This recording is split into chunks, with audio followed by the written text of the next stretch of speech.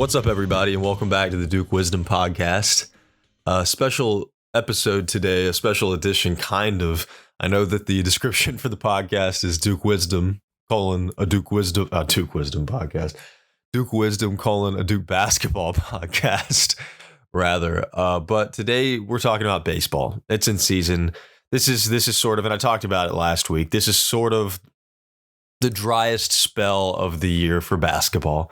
Although I'll certainly be going back to basketball on Thursday. There's a topic of conversation I want to get into then, talking about some maybe a potential NBA Finals matchup we're getting.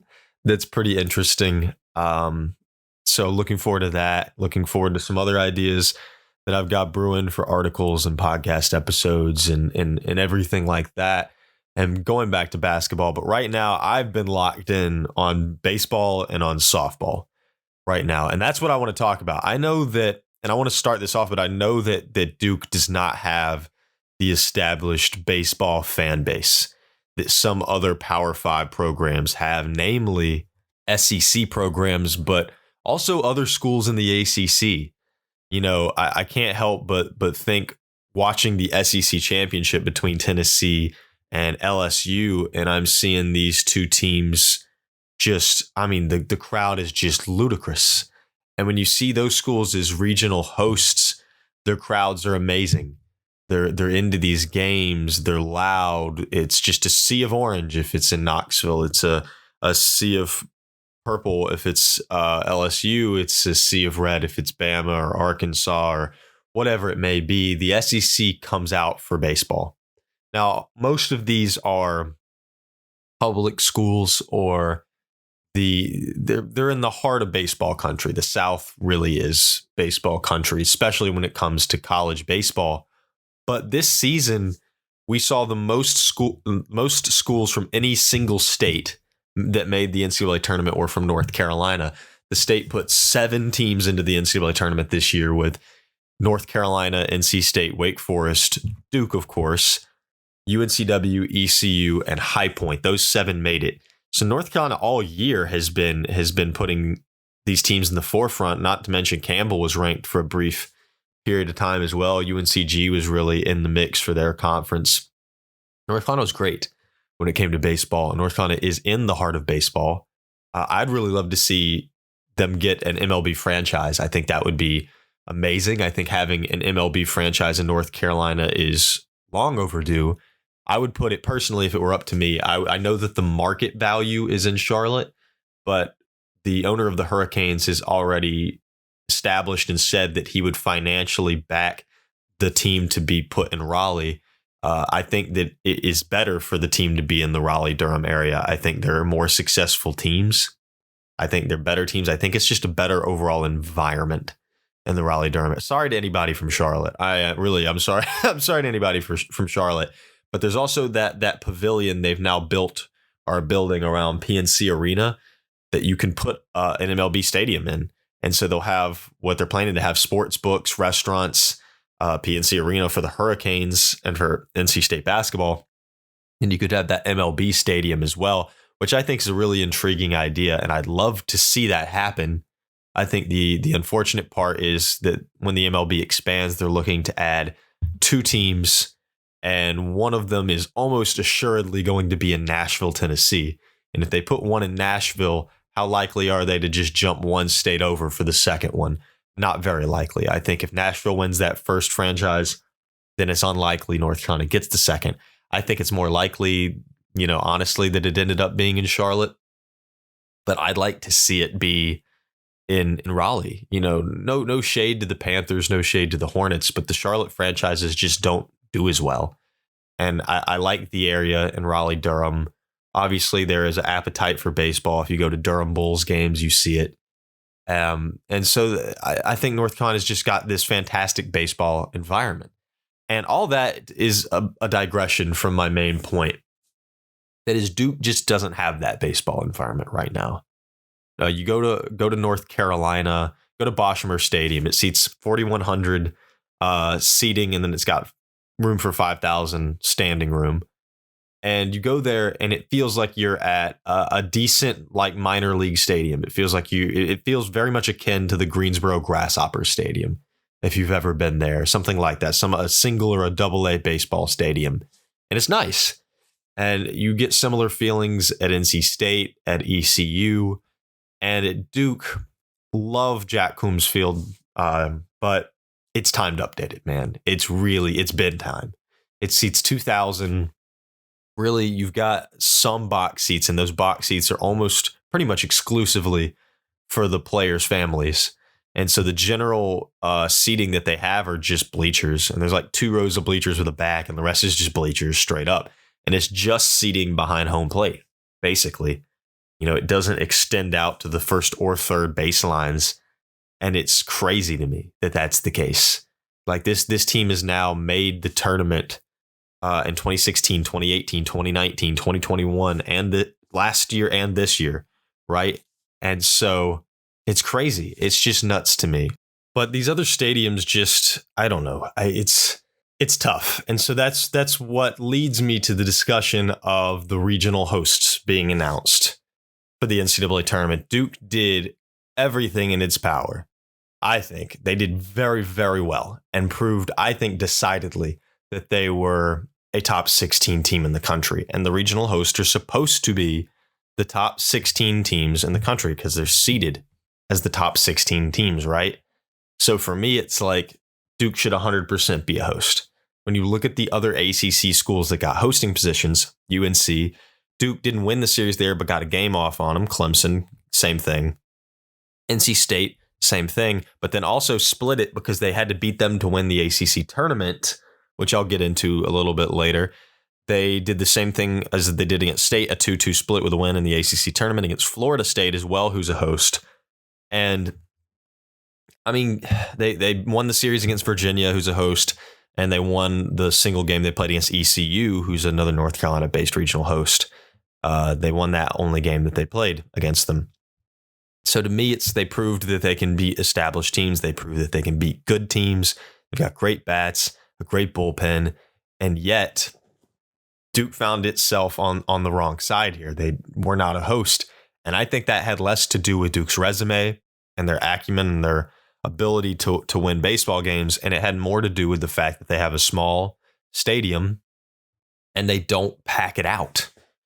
Like, I've been to some games this year, and it's not like they're packing Jack Coombs out to the brim and forcing the university's hand to expand it. It's really not that case. It's that we're not packing it out at all. And maybe Duke fans would if they were a regional host, but it's tough. They just don't get the attention. It's not even just the funding. It's like at Duke, men's basketball gets almost all of the attention. And the attention that doesn't go to men's basketball goes to football a little bit, but not even nearly as much as any other football team in the South. Not even close. And then some women's basketball and some men's lacrosse, really. Baseball just isn't garnering that much attention. And so at Duke, it struggles to compete as a physical host financially. It can't compete with that. So if you're the NCAA, who would you rather have? Would you rather have Duke or ECU? And you're going to pick ECU. They're going to put more people in those stands. They're going to bring more money to your pockets. And at the end of the day, most decisions are financial decisions when it comes to sports like this. And Duke lost out for that reason. And I think it's a dumb reason. And I hate that that's the reason that the team had to miss out on that, because they've done so well. And I wish that the university would put a little more money into baseball, into other sports like that. I know the basketball's earned it, and putting more money into basketball is big time. It's the money builder. It's the successful program for the university. But I just wish that they'd put a little more money in baseball, because the baseball teams earned it, right? They've earned it. In 2018, 2019, and last year, they were a single win away in the Super Regional from making it to the College World Series. All 3 of those seasons, they have more than proven that they are consistently successful. This isn't a fluke, man. We're not talking a single year of success. This isn't Florida, or a single or 2 years. This isn't Florida Atlantic basketball. This is established by this point. And so it's really upsetting to see that. but it is what it is. They need to update the stadium, and more fans need to get out to the games. And that's part of the reason why I'm doing this episode. I want people to become more invested in Duke baseball, because if you like baseball, please watch these games. Please go out to the games next season. Like, I'm begging, honestly, because I think that it deserves to have the fanship and the attention that Carolina baseball does, that NC State baseball does. You know, I'm not even going to compare it to some of those SEC schools that crowds just seem a little bit unobtainable.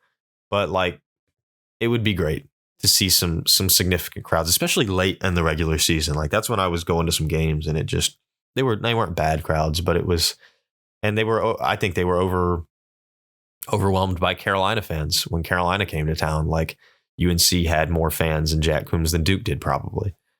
And that's tough. So that's one part of this episode, is getting the shaft for the regional hosting position. But the other part is, well, let's just talk. Let's stop getting down in the dumps, and let's talk about the successes of the team.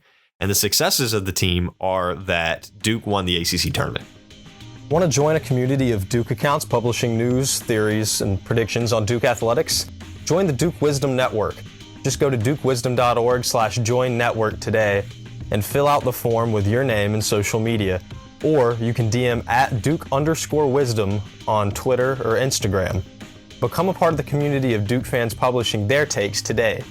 Again, that's dukewisdom.org/join network, or DM at Duke_Wisdom on Twitter or Instagram. For the second time ever, they've been doing the ACC tournament in baseball since 1973. The first time they ever won it was just 3 seasons ago in 2021. And now, 3 years later, in the same place, so in Truist Field in Charlotte, they have won the tournament both times without losing a game either run. Now, in 21, they beat NC State in the championship game 1-0. Very different affair this year against Florida State in a 16-4 victory, in which Duke hit 3 home runs, I believe, but 2 grand slams. Ben Miller hit a pair of home runs, including his second grand slam of the season. And then Devin Obie, who was the tournament MVP, he hit another grand slam as well in the 6th inning. That gave Duke a 10-run lead. That was massive. They had to respond to a 2-0 hole in the 1st inning, actually, which is sort of similar to what they had to do in the semifinal against Miami. They dug a 2-0 hole, and I was kind of scratching my head thinking, dang, you know, Florida State's pitching looked really good in the 1st inning, but then the 2nd inning, Duke just tore it up. Loads the bases. Kyle Johnson hits a huge double. The freshman brought in 2 runners as well, and that was massive for Duke to bring a 5-2 lead heading into the 3rd. And so for me, or into the bottom of the 2nd, rather. But for me, it's like this team just looked great. They looked fantastic. Chris Pollard said that Duke played its most all-around game against NC State earlier in the week for an 8-2 victory over the Wolfpack. And I think he was right, but I think they could have potentially outdone themselves in the championship game against Florida State. Duke looked fantastic just all week long, accumulating 4 wins, no losses, winning the ACC tournament. And I'm also begging the ACC to put out the championship hat. They have not done so yet. Put out the championship hat. The people need the championship hat. We can't just get along with shirts. Anyway, so ACC champions in baseball for the 2nd time ever since they've been doing the tournament. Also, for the first time since they changed to the modern ACC tournament format, which I think needs to be amended first and foremost. And I'll get into that in a second. But for the first time since they went to the new format in 2017, the ACC tournament didn't have a single top 4 seed in the semifinals.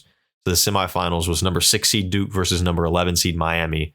And then on the other side, it was number 5 Florida State and number 8 Wake Forest. And of course, number 5 and number 6 meeting in the championship, number 6 seed Duke winning. They're the 9 seed when they won in 2021. So Duke sort of the underdog when they win. Less so of the underdog this year. They were a top 20 team nationally, and just a week prior, they were top 12. And then a week prior, they were top 10, so they slipped a little bit of the regular season. And kind of on that note, I think they were punished a little too much, both in ranking and in NCAA tournament seeding, for losing a series to Georgia Tech. Georgia Tech, a team that made the NCAA tournament. I think there was way too much punishment going on for that. Anyway, back to the ACC tournament format. If you're not familiar with the ACC tournament format, basically they split it into 4 pools, so 12 teams are competing in the ACC tournament. So within your pool, there's kind of a top 4 seed. Duke's was NC State, who was the 3 seed. They were the 6 seed, and then 10 seeded Virginia Tech was in there with them as well. Duke and Virginia Tech played each other. Duke won the game. And so at that point, the second game of that pool play, they made NC State play Virginia Tech. Here's why this is really dumb.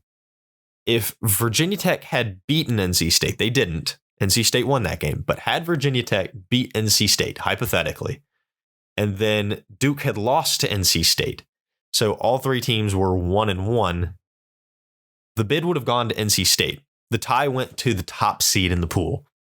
So State would have got it.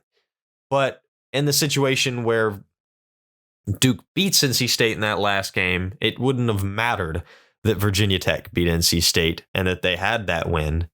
Duke would have got the bid. So at the end of the day, after Duke beat Virginia Tech, it literally only came down to who won between Duke and NC State, to who was going to come out of that pool. Why did we make poor Virginia Tech play another game? And why did State have to play another game? It might have helped Duke in the long run. Who knows? For State having to play that other game. But I think that's just silly. I mean, that game is meaningless almost, you know? Why are we playing that? We're wasting like an entire day or so of baseball that doesn't need to happen. Like, just make it single elimination at the end of the day. I get that but I think that it's put in play to be a protective force, right? They want to protect themselves against the good teams need protection. Let's put it that way. I was stumbling a bit. The good teams need to be protected. And so their way of doing that is like, well, the top 4 seeds can go 1-1 and still end up nabbing that bid. And so, yeah, whatever. I guess that's how it is. But I just thought it was a little bit silly overall. But Duke ended up coming out of that and getting the win. I think that was massive for the Blue Devils. So it took 48 years of the ACC tournament for Duke to get its first. A similar streak that Duke ended 8 years ago was a 55-year streak of not making the NCAA tournament. From 1961 to 2016, Duke went. And then they finally made the tournament in Chris Pollard's 4th season. And since then, he has brought them back to the NCAA tournament 5 times. So he's brought them 6 times in total. That's including this year. Now, there's another drought that's on the line, and I kind of alluded to it earlier. That drought is the College World Series drought. Pollard said his team wasn't even thinking about the NCAA tournament. They were locked in on the ACC tournament. That's what he was focused on for last week. But now that's got to change. Tides have to turn. Let's clock in, because time and time again now, Duke has been a 2 seed, but emerged from the region, won either the first or the second game of the series in the super regional, and then dropped. They did it in 2018. They did it in 2019, and they did it last year. They won game 1 against Virginia. All they had to do was win 1 out of 2, and they were going to the College World Series, and they could not do that. They ended up losing. It's very unfortunate that it's now happened. 3 of their last 4 tournament appearances have ended in a Game 3 super regional loss. Can Duke avoid that this season? Well, their NCAA tournament placement was a bit curious, a bit of a head scratcher beyond the fact that they're not regional hosts. It was even more of a head scratcher than that, because you would expect them, if they're, not a regional host, to be kind of the 2 seed in one of the lower regional host brackets like ECU or UC Santa Barbara or Arizona, whoever. But they actually placed Duke as the 2 seed in number 9 overall Oklahoma's region. So in Norman, Oklahoma. Very curious. Duke's first game will be against UConn, and then they'll get Oklahoma. For me, there's 2 ways to look at this. You can look at this like a slight. You can be like, how are they the 2 seed in the number 9 overall? That's insane. Or you can say, well, if they can get out of Norman, then they're potentially looking at a rematch again with Florida State in the Super Regional, who's the 8th seed overall, to go to the College World Series. And you can say, well, if you're looking for the easiest possible combo of 2 teams to have to beat to go to the World Series, I think it's probably Oklahoma, Florida State. Because if you'd been in ECU's portion of the bracket, I mean, you still got to beat ECU in the region, which arguably is an easier thing to do, I guess, than Oklahoma. On paper, at least, it's easier. I don't know if I'd even argue that, but on paper. But then you got to probably play number 1 Tennessee, right? in the Super Regional. And it's like, well, is that really an easier path to the College World Series? It's an easier path to the Super Regionals. Duke could have been given a much easier path to the Super Regional. I don't know that they could have gotten a better hand to go to the College World Series. Now, all that said, it's still not going to be easy. It's not easy getting back to the Super Regionals for game threes that you can potentially send yourself to the College World Series in. I think I've been talking it up like it is, like Duke's done it in the 3 of their last 4 postseasons that are NCAA tournaments, not postseasons that they made it to. But it's not easy, man. It's a really difficult thing to do. But this has always felt, this whole year, it's felt like the team that can get over that hump, that can finally make it to the College World Series for the first time since 1961. We're talking a 63-year drought of not making it to the College World Series. Duke has not made it to the College World Series since the ACC Tournament has existed. It's been rough. It's been really rough. And this is probably the best era Duke has had, in baseball since pre-Civil Rights Act. And so it's really tough to see them miss out just right before every year. And I hope this is finally the year that they can get over the hump. Play starts this weekend for the NCAA tournament. I urge you to watch. They'll play UConn first, and they'll have to go through Oklahoma in what is a double elimination region to try to reach the Super Regional. And so glue yourself to the seats. This is a fantastic team with some great bats. Talk about Zach Morris, Ben Miller, just fantastic bats from those guys, and AJ Gracia, who's a all-conference freshman, Kyle Johnson, who's a star-studded freshman, both as a pitcher and an infielder, actually outfielder, but he's great. Jonathan Santucci, projected first-round pick. He's a just fantastic ace for Duke on the mound, and this is such a good team to clock in and watch. Devin Obie, outfielder, who won tournament MVP, as I mentioned earlier. This is such a good team, man, and tune in and watch them play. But I don't want to end this episode without talking about the other Diamond Devils, right?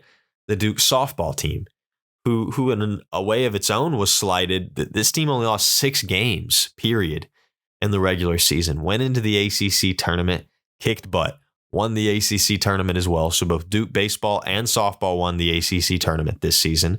That's massive on its own. But this Duke team almost, ended the regular season a top 5 team ranked nationally, both just on the polls and in RPI. And everything told us, every advanced metric told us that Duke softball was a top 5 seed overall and a super regional host, right? Wrong. Turns out the committee says 10 seed. So if that's how big the curve is for Duke, that they should be getting like the 5 and they get the 10, and they should be a regional host and they end up a 2 seed and kind of the middling 2 seed. What? And I mean, how do you overcome that? It's crazy to me, but Duke softball did overcome that. They ended up getting that 10 seed, winning their region, and then going to play the Super Regional at Missouri, winning game 1, losing game 2, and then yesterday in extra innings and 9 innings, winning 4-3 over Missouri and capturing Duke softball's first ever Women's College World Series. The program's only existed for 7 years. So the speed with which Duke softball has been built into a national contender is really, truly impressive. And so they're in the Women's College World Series. So Duke baseball in the NCAA tournament, Duke softball in the World Series. They're not going to have an easy matchup. They're playing number 2 overall Oklahoma in their first game of the Women's College World Series. But still, it will be fantastic watching them playing that there, and it'll be fantastic watching the baseball team play to try to make it back to another super regional. Please tune in to watch baseball and softball play. I've had such a blast watching these teams compete and win championships. And so I think you can as well. And we're in the thicket of baseball season. So that's why I had this digression of an episode to talk Duke baseball and to talk Duke softball. And so thank you guys so much for listening. If you still clicked on this, despite it not being about basketball, I appreciate you so much. I appreciate it. Appreciate your listenership and everything. So thank you guys for listening. Make sure to subscribe or follow the podcast wherever you're listening, and follow Duke Wisdom on Twitter/X and Instagram. Subscribe on YouTube, and I'll talk to you guys later.